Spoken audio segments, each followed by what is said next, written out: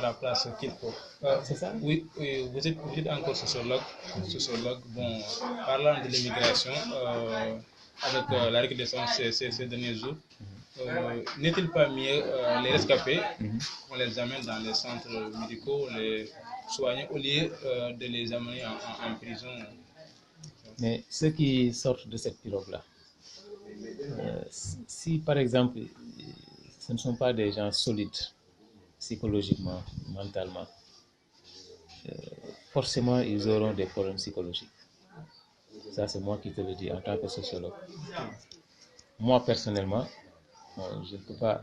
Se juger, c'est un peu difficile. Mais ce qui m'a beaucoup aidé, c'est peut-être mon calme, c'est toujours le fait que je passe mon temps à méditer. Il y a beaucoup de choses qui m'ont aidé. Et qui font que je garde, malgré tout ça, malgré toutes ces péripéties-là, je reste encore lucide. Donc je garde mon... Je ne sors pas du cadre de la normale, je crois. Bon. Mais ces gens-là, c'est des gens qui souvent ont des problèmes psychologiques. Les enfermer, les amener à la prison, etc., c'est augmenter leurs problèmes. Je me dis qu'ils ont besoin d'un encadrement d'ordre psychologique, effectivement. On doit discuter avec des sociologues, des psychologues, les mettre en contact avec des sociologues, surtout avec des psychologues, pour les encadrer. Pour essayer de leur redonner le courage de rester chez eux. Parce que, je te dis une chose, ces gens qui rentrent dans ces pirogues, une fois rentrés dans la pirogue, ils deviennent d'autres personnes. C'est pas des... C'est-à-dire, mais on est dans... la mort, quoi. Oui, c'est-à-dire, d'abord, ce qui est peur, le vocabulaire, la peur n'existe pas chez eux. Non, dans la pirogue, c'est les gens qui dépassent la peur. Oui, ils sont maintenant devenus d'autres. Voilà, tu vois quelqu'un qui dépasse la peur, c'est-à-dire qui, même si tu prends un lion, tu le mets devant lui, ça ne lui fait rien. C'est les gens qui sont comme ça. Avant de rentrer dans la pirogue, on peut ne pas être dans cette situation. Mais une fois dedans, quelques jours après, la mort et la vie, on est presque mort. Oui. C'est les gens qui ils ne sont pas normaux. Bon, qui sont en vie mais qui ne vivent pas. Hein. Voilà. C'est-à-dire pour eux, la vie et la mort, c'est la même chose. C'est des gens qui n'ont peur de rien, absolument rien. Tu vois? Et c'est des gens qui ne cherchent qu'à atteindre leurs objectifs. Et chacun maintenant a ses objectifs. Certains veulent aider leurs parents, d'autres veulent régler un problème social, d'autres veulent régler un compte avec leur frère qui les a abandonnés, d'autres veulent régler un problème de maladie, d'autres veulent même s'évader et sortir de la société. Tellement de problèmes Il y a des gens qui ont été persécutés au niveau de la société. La société a été très injuste envers eux. Parce que quand on est dans une société, avec les normes et tout ça, on est obligé de se conformer aux normes de la société. Et parfois, nous sommes victimes de ces normes, sociales-là. Il y a des gens qui sont victimes de ces normes sociales. Par exemple, je peux prendre un cas précis. Il y a quelqu'un à qui on avait obligé de se marier, de marier sa cousine, alors qu'il avait duré avec une autre fille. N'est-ce pas? Ils avaient un projet de mariage. Et ils étaient ensemble pendant plus de 5 ans, je crois. Et on lui a imposé de marier sa cousine. Sous prétexte que dans leur tradition, la première femme devait être choisie dans le cercle familial, etc. Et que même à la naissance déjà, on choisit à ce garçon-là sa petite épouse. Voilà. Donc, c'est la société. Donc celui-là, il est victime des normes sociales. Alors, il y a des cas comme ça. Il y a des gens qui, par exemple, il y a quelqu'un qui ne pouvait pas accepter le fait que sa propre maman sorte avec son ami. Et celui-là, il est parti. Il faut qu'il s'évade, s'il meurt ou bien parce que sa vie n'a plus de sens. Il y a un autre qui a surpris sa propre femme avec son frère. Tu as vu? Et tellement de causes voilà, qui les voilà, poussent. c'est ça. C'est pourquoi je dis que ce que les gens disent, c'est des hypothèses. Les gens posent des hypothèses. L'immigration clandestine, c'est causé par ça. Les jeunes partent parce qu'il n'y a pas de travail, il y a pas de, il faut faire ceci. Mais c'est des hypothèses. Maintenant, un fait social doit être conquis, n'est-ce pas, et constaté. Le fait social, pour le comprendre, il faut s'investir, il faut adopter une approche socio-anthropologique, n'est-ce pas? Il faut partir d'une démarche méthodologique, une démarche basée sur une rupture. C'est-à-dire, il faut d'abord se dire que voilà les hypothèses. Maintenant, ces hypothèses-là peuvent être validées, mais également peuvent ne pas être validées. Et pour valider ou bien ne pas valider, il faut aller sur le terrain. Il faut discuter avec les gens, il faut faire des enquêtes, c'est une science. Donc ça, c'est le travail des sociologues. Il faut vraiment faire ce travail-là pour comprendre réellement ce fait social. Moi, c'est un fait social. Oui. Maintenant, il faut prendre ça au sérieux.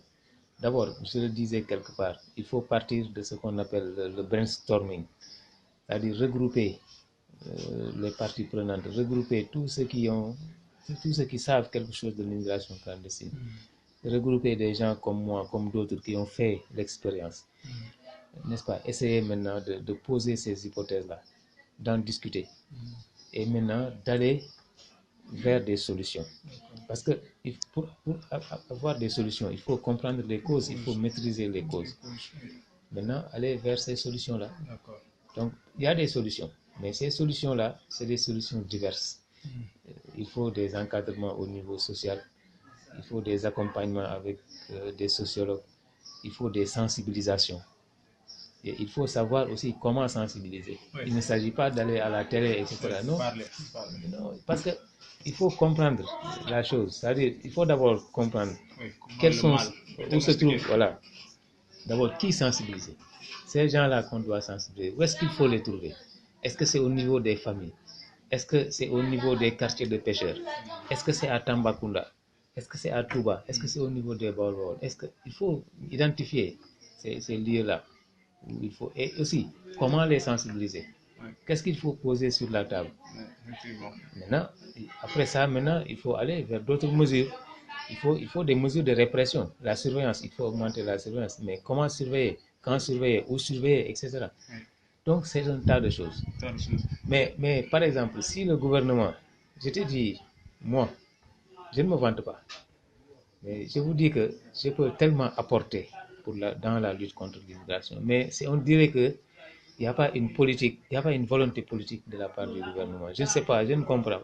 Soit ce qui les intéresse, ce sont l'argent qui émane de ces programmes de lutte, etc., qu'ils vont mettre dans leur poche, ou bien un poste qu'ils vont donner à quelqu'un pour gérer ces problèmes, je ne sais pas. C'est comme genre dire qu'ils ne veulent pas mettre fin à ce problème, mais voilà. Qu'ils encaissent l'argent et voilà. Voilà. Maintenant il y a même qui disent bon, qu'il faut sanctionner ces gens qui font l'immigration. Est-ce que ça aussi, c'est une solution? Mais sanctionner, je dis que ces gens-là, tu sanctionnes des gens tu ne les fais ni chaud ni froid. Je te dis, ces gens-là, tu mets un lion devant eux.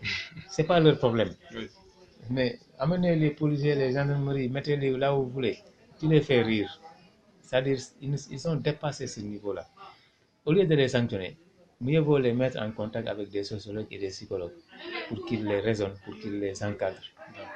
Et mieux vaut essayer de développer des politiques d'emploi. Ces politiques d'emploi aussi doivent être des politiques pertinentes. On doit adapter la politique aux réalités socio-économiques, à l'environnement même, à l'environnement social. Je donne un exemple très simple. On parle d'agriculture, les jeunes n'ont qu'à aller cultiver, etc. Mais un citadin, quelqu'un qui est né à Sicap, Rudis, ou bien quelqu'un qui est né aux HLM, qui est grandi là-bas, etc., qui n'a jamais vu le village, qui n'a jamais cultivé. Mais si vous dites il faut aller cultiver la terre, vous perdez votre temps. parce que il n'est pas c'est pas son environnement favorable. D'accord. Donc, il faut trouver le jeune dans son environnement D'accord. et l'aider dans son environnement. D'accord. Mais si on le fait, on peut régler le problème à moitié. Ok. Mais il ne s'agit pas de donner des solutions comme ça, il faut faire ça, il faut faire ça. C'est-à-dire, les gens ne prennent pas le problème là au sérieux, à mon avis. D'accord. Parce que les gens ne font que parler. Des fois, ils culpabilisent les jeunes. Voilà, ils doivent rester chez eux, ils doivent... C'est pas ça. Sans rien les donner. Sans rien leur donner. Il faut faire ceci. Si tu as 100 000, tu peux faire ça. Si tu as 200 000, mieux vaut. Mais c'est pas ça. On les culpabilise. N'est-ce pas? On cherche à justifier ce qui les motive. C'est ce qui est dangereux d'ailleurs. Parce que celui qui part, c'est lui-même qui sait pourquoi il part. Ouais. Mais les gens se mettent à leur place. Disent que ces jeunes-là, ils s'en vont parce que si, parce que c'est pas ça. Il faut une étude sérieuse. D'accord. Il faut qu'on étudie ce phénomène-là, ce problème, de manière sérieuse. D'accord. Et y impliquer véritablement ceux qui maîtrisent la chose. Ok. Ok. Comme ça, on va réfléchir ensemble, poser un programme qui s'étale sur une durée bien déterminée, D'accord. avec des stratégies efficientes, D'accord. et essayer d'éradiquer ce problème-là. Ok. Et pourtant, tout ça, moi, j'ai fait des propositions. J'ai fait des propositions. J'écris aux autorités. J'ai écrit même au ministère de l'Intérieur. Je lui ai donné un livre. Je crois que c'était à Ndiaye. Allez, mon gars. J'avais amené là-bas un livre. J'ai amené un livre au ministère des Affaires étrangères. J'ai amené un livre, le président, il a son livre. J'ai amené un livre, je crois, à l'ambassade d'Espagne. D'accord. Mais c'est tout ce que je peux faire. D'accord. D'accord. Et je sais que je ne suis pas le seul. Il y a d'autres qui ont donné des propositions, des pistes de solutions. Mais sans fin. Enfin, Ok. dans presque tous les domaines au Sénégal, c'est comme ça. Les gens se réfléchissent, proposent des solutions et ça s'arrête là. Maintenant, ceux qui prennent les décisions, l'État qui prend ces décisions-là, s'il ne fait rien, on ne peut rien faire. Sinon, aller, comme Mariam l'a dit, travailler avec les organismes, avec les ONG, avec d'autres. Et maintenant, ce qui est bizarre, dès qu'on commence à travailler avec les autres, c'est en ce moment que l'État maintenant va venir. Ah, bon, ok. Il faut qu'il te voie ailleurs pour pouvoir venir. Je vais te prendre.